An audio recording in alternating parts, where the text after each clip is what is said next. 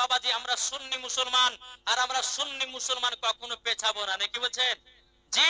তাই বাবাজি মুসলমান আসুন, আল্লাহ পাক আল্লাহ তাআলা যেন আমাদের সকলকে নবী মুস্তাফার আশিক, নবী মুস্তাফার প্রেমিক যেন বানিয়ে নেয়। জোরে বলেন আল্লাহুম্মা আমিন। তো আমরা কি মুসলমান?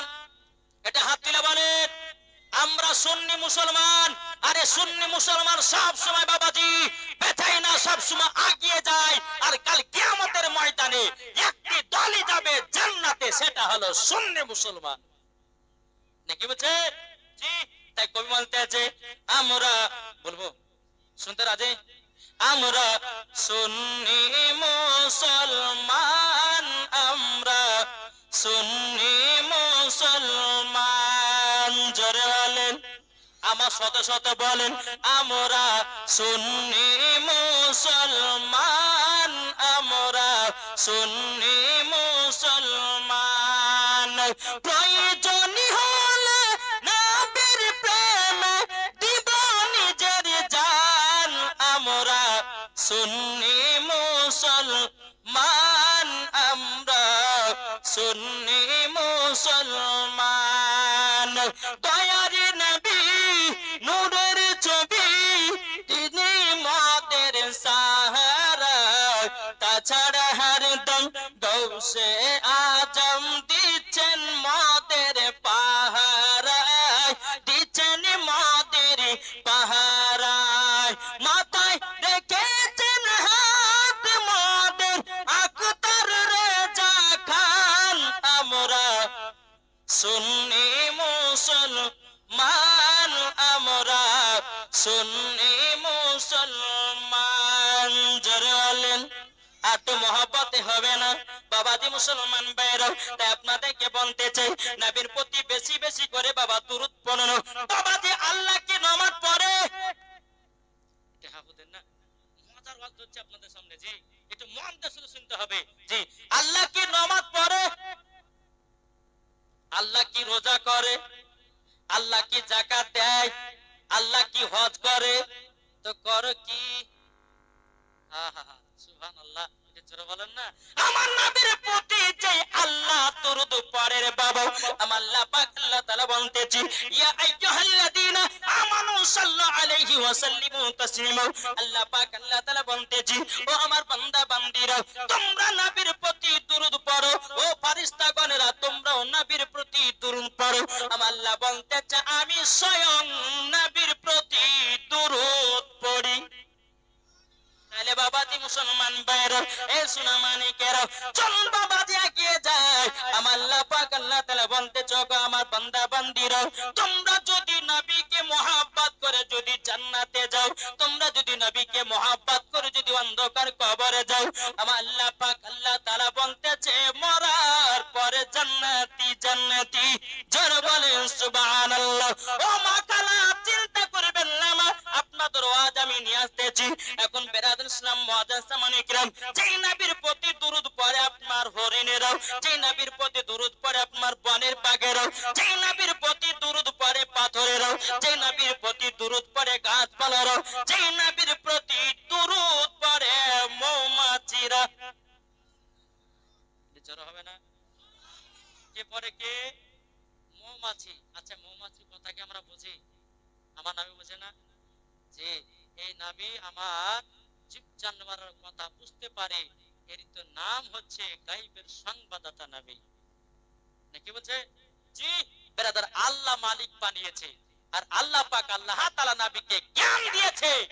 এখন কিছু বাবা যে ব্যক্তি বাড়িয়েছে, বলছে নামাজের ভিতরে যদি নবীর নাম চলে আসে তো নামাজ ভেঙে যাবে, বলছে বলছে না? জি। তারপরে বলছে নামাজের ভিতরে যদি শয়তানের নাম আছে তো নামাজ ভাঙবে না, জুতার বাড়ি পিটার দরকার আছে।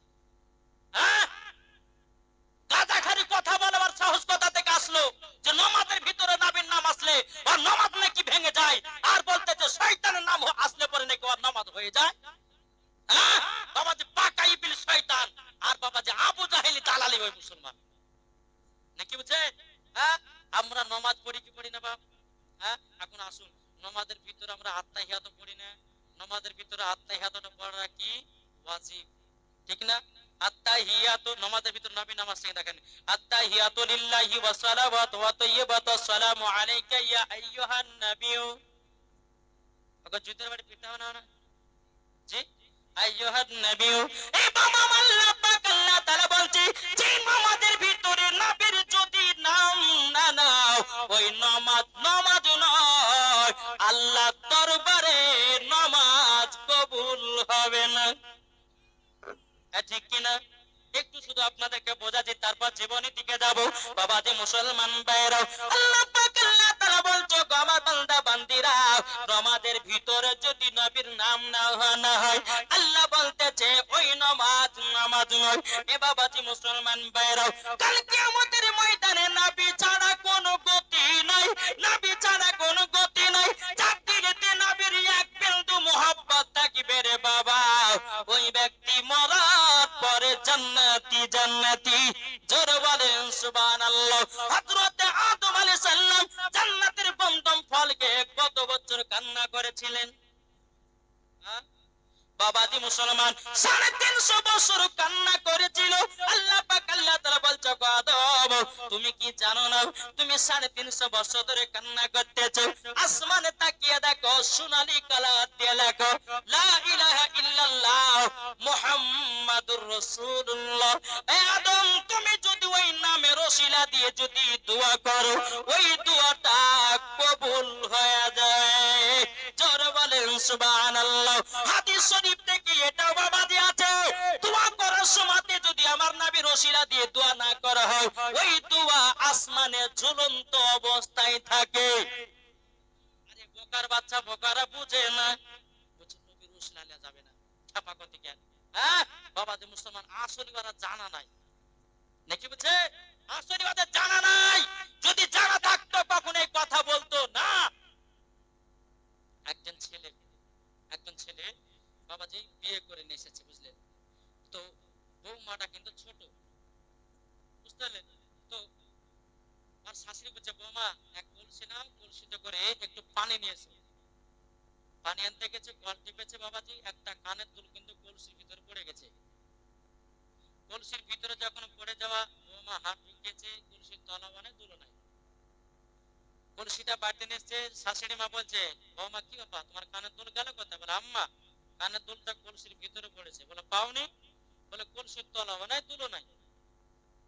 শাশুড়ি মা হাত পড়েছে, কলসির তলাও আছে দুলো আছে। তাহলে বুঝা কি গেল? বৌমার হাত ছোট, হাত পাওয়া যায়নি, তার জন্য দুল পায়নি। শাশুড়ি মা হাত করেছে, দুল পেয়েছে। তাহলে যারা বলে দুরুদ ক্যাম্প পড়া যাবে না, যারা বলে ফাতিহা করা যাবে না, যারা বলে নবী মাটির তরি, যারা বলে নবী পড়তে জানে না, আসলে তাদের জানা না, আর ওই পর্যন্ত তাদের হাত পাওয়া যায় নাকি? হচ্ছে হ্যাঁ, ওই পর্যন্ত তাদের হাত পাওয়া যায়নি বলে আজ এই কথা বলে।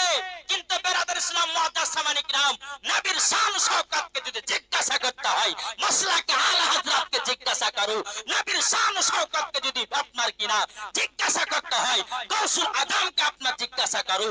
নবীর শান শওকতকে যদি জিজ্ঞাসা করতে হয়, হযরত উমরে ফারুককে জিজ্ঞাসা করো। নবীর শান শওকতকে যদি আপনার কিনা জিজ্ঞাসা করতে হয়, হযরত উমরে ফারুককে করো, হযরত আলী রাদিয়াল্লাহু তাআলা আনহুকে করো, সঠিক রাস্তা পাবে নাকি? বলছেন জি। আসুন বেরাদার ইসলাম মুআদ্দাস সামানিক রাম, আপনাদের সম্মুখে বলতে চাইছিলাম যে নবীর প্রতি দুরূদ পড়ে কে? মৌমাছি। জোরে বলেন কে পড়ে? কে পড়ে? মৌমাছিতে নবীর প্রতি দুরূদ পড়ে। বাবাজি চলুন আপনাদেরকে ঘটনাটা আমি বলে শোনাই। বাবাজি আমার নবী মুস্তাফা বাবা কিছু সাহাবীদেরকে নিয়ে বাবা সফরে বাড়িয়েছেন।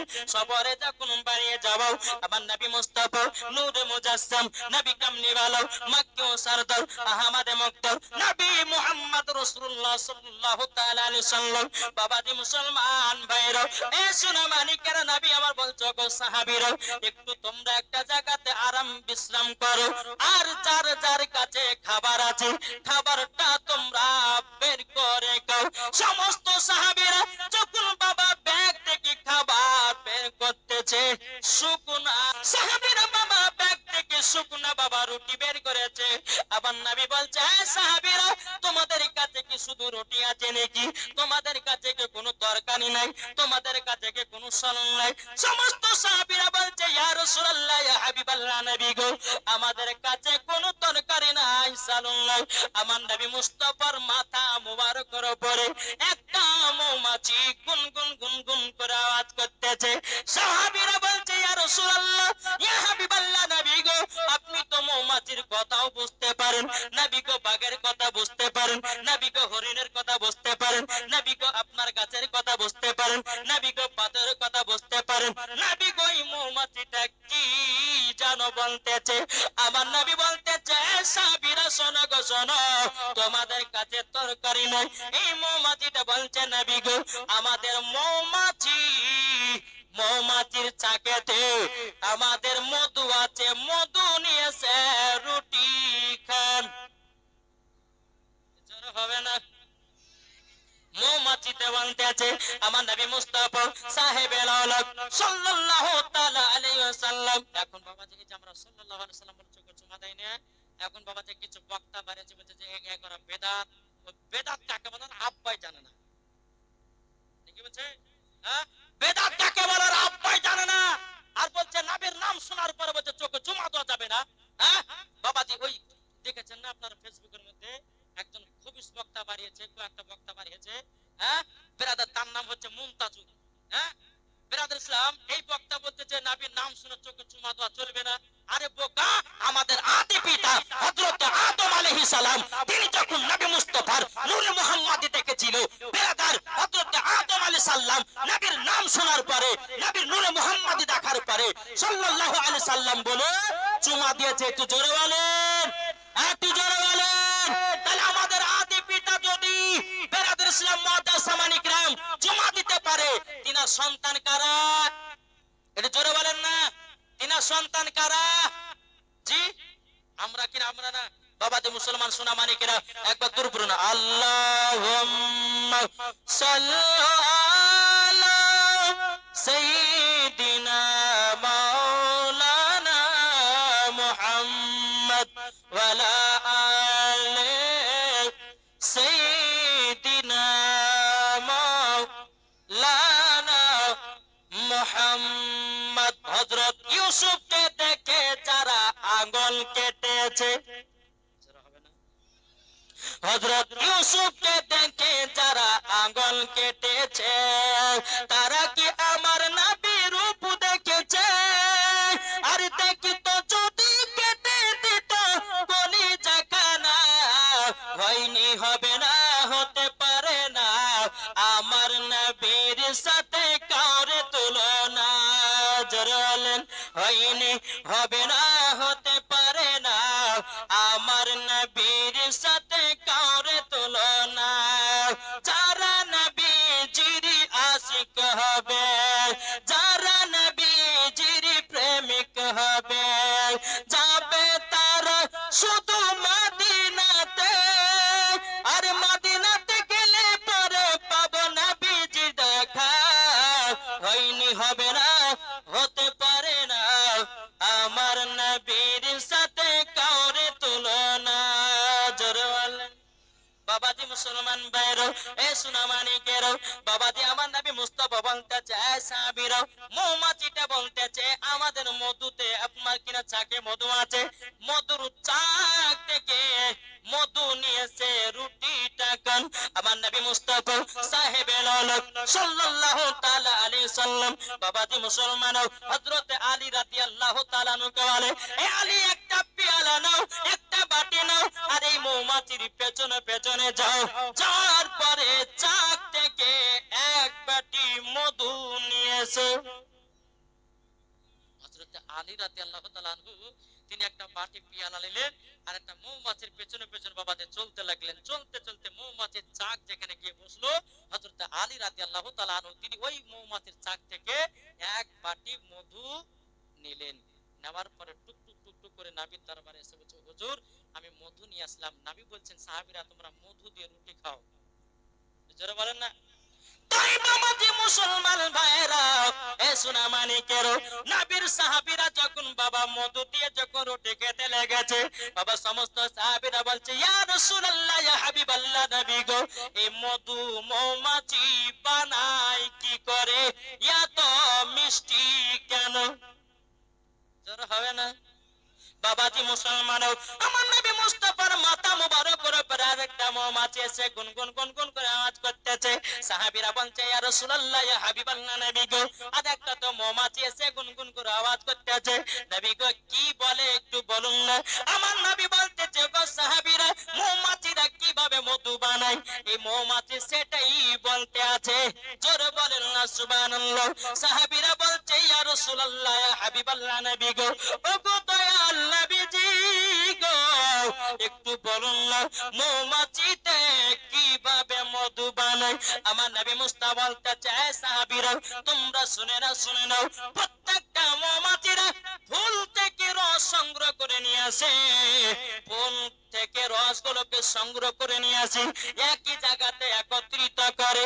সাহাবীরা বলছে ইয়া রাসূলুল্লাহ ইয়া হাবিবাল্লাহ নবী গো, প্রত্যেকটা ফুলের রস তো মিষ্টি নয়, কোন ফুলের রস হয় তিতা, কোন ফুলের রস হয় খাটা, কোন ফুলের রস হয় মিঠা।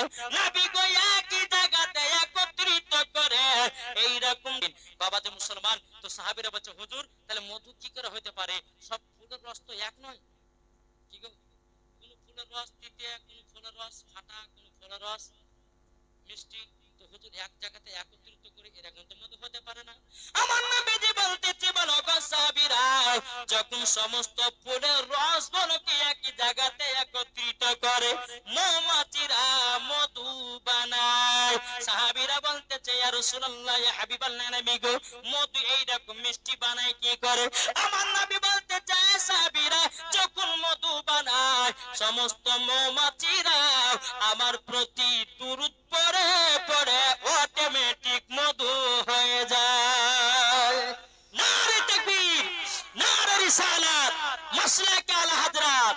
তাহলে বলুন যেই মৌমাছি নবীর নামে দুরূদ পড়ে মধু বানাতে পারে, আমরা কি নবীর প্রতি দুরূদ পড়ে ঈমানকে তাজা করতে পারি কি পারি না? একটু জোরে বলেন, একটু হাত তুলে বলেন ইনশাআল্লাহ পারি। আর এই দুরূদ পড়ে কাল কিয়ামতের ময়দানে নবীর সাথে জান্নাতে যাব। এটাই হচ্ছে ফেরেশতাদের আকীদা, এটা হলো তাবেঈনদের আকীদা, এটা হলো সাহাবাদের আকীদা, এটা হলো ওলিদের আকীদা, আর এটাই হচ্ছে সুন্নিদের আকীদা। ঠিক না? জি বাবাদের শোনা মানে আসুন আমরা সকলে নবীকে মুহাব্বত করব। যে নবীর প্রতি মৌমাছিরা দুরূদ পড়ে মধু বানাতে পারে, তাহলে আমরা কেন নবীর প্রতি দুরূদ পড়ে কেন দিলের জং ছড়াতে পারি না? পারবো না গো? জি ইনশাআল্লাহ পড়বেন, নবীর প্রতি দুরূদ পড়বেন, গভীর রাতে যখন চেতন পাবেন নবীর প্রতি দুরূদ পড়বেন, আল্লাহ পাক আল্লাহ তাআলা হয়তো আপনাকে স্বপ্নতে নবীর সঙ্গে দিদারও করে দিতে পারে। নাকি বুঝে? জি আসুন বেরাদার ইসলাম মুর্শিদাবাদে জান যদি বাবা তারাপীঠে, তারাপীঠ তো তারাকপুরে নবী আছেন তারাকপুরে, জান যদি বাবা মদিনায় নবী আছেন মদিনায়। জোরে বলেন সুবহানাল্লাহ। তাই বাবা যে আল্লাহ পাক আল্লাহ তাআলা বলছি প্রত্যেকটা মুমিনের আত্মার চাইতে আমার নবীজি নিকটে আছে। তাইলে বাবা আত্মার চাইতে যদি নবী নিকটে থাকে, নবীর প্রতি দুরূদ পড়লে শুনতে পাই কি পাই না? দলিল একবার ক্লিয়ার। ঠিকই বলছে। যারা বলবে যে নবীর প্রতি দুরূদ পাওয়া যাবে না, এই দুরূদ নিয়ে কিন্তু একটা ঝামেলা হয়েছে বাবাজি। এতে ওই আপনার দক্ষিণ দিনাজপুরে আপনার গঙ্গারামপুর থানা গ্রামের নাম হচ্ছে সাতিহার, ওই গ্রামের দুরূদ কামলে যখন আপনার ঝামেলা সৃষ্টি হয়ে গেল, এক ওয়াহাবি মৌলবি এসে বলছে হুজুর এখনই মুনাজারা করবে। যাই পাগলা, মুনাজারা যখন তখন হয়, মুনাজারা হবে তো আগে বললি না কিতাব এনে লিখতে নাকি গো? জি তো বাবাজি ডিসেম্বর মাসের 31 তারিখে মুনাজারা ডেট হয়েছে, এখন বাবাজি এদিক ওদিক পালিয়ে বেড়েছে, বুঝতে পেরেছে? কমিটির লোককে এমন চাঁদা তুলে মার দিয়ে তোর মাথা ফাটিয়ে হসপিটাল ভর্তি করেছে। জি আর যতগুলি কিতাব লিখেছে বাবাজি সব কিতাব হচ্ছে আশরাফ আলী থানভীর কিতাব, একটা বাবাজি গ্রহণযোগ্য কিতাব নয়। মুসলিম শরীফ আপনার জাল মুসলিম শরীফ, বুখারী শরীফ জাল আপনার বুখারী শরীফকে নিয়ে এসে বলতেছে দুরূদ কিয়াম করা যাবে না, মিলাদ করা যাবে না, ফাতিহা করা যাবে না। হ্যাঁ বাবাজি মুসলমান সুরা মানিকেরা, তাই ওকে বললাম যে বাপের বেটা বাপ যদি হয়, যদি প্রমাণ দেখাতে পারো যে নবীর প্রতি দুরূদ কিয়াম করা যাবে না, নবীর প্রতি সালাম করা যাবে না, নবীর প্রতি দুরূদ পড়া যাবে না, কিয়াম করা যাবে না, ফাতিহা করা যাবে না, যদি দলিল দিতে পারো তোমাকে 1 লাখ টাকা চ্যালেঞ্জ ঘোষণা করলাম। ওই ব্যক্তি বেরাদার ইসলাম মুআজ্জাজ সামানিক রাম ও বলতে ঠিক আছে আমি চ্যালেঞ্জকে আমি গ্রহণ করে নিলাম। এখন বাবাজি এখন ওকে ফোন করা যাচ্ছে, বলছে কত পালিয়ে গেছে। তো তো সুন্নিরা কখনো বাবা দালালি কথা বলে সবসময় দলিলে, আর সুন্নি আলেমেরা কখনো বাবাতে মুনাজারাতে পেঁচায় না। যেখানে মুনাজারা বলবে সুন্নি আলেমেরা সেখানে মুনাজারা করতে রাজি। আসুন বাবাজি, আমার মা বোনদেরকে বলছি, মা বোনেরা একটু আগে বসবেন। মা ও মা খালা যারা আছেন একটু, অনেক মা দাঁড়িয়ে আছে, আপনারা একটু আগে চলে আসুন। এই দেখেন আপনারা জান্নাতি মুসলমান কি মুসলমান না? জি, আমি একটা দলিল দেব যে জান্নাতি মুসলমান কি মুসলমান, একটা হ্যাঁ কি হ্যাঁ না বলেন। এটা কিসের বাগান? জান্নাতের বাগান। আর জান্নাতের বাগানে যেই বসবে সেই হলো জান্নাতি, যদি মারাও যায় সেও জান্নাতি। নাকি বলছে? জালসা শোনার পর যদি রাস্তাতে মারা যাও সেও জান্নাতি।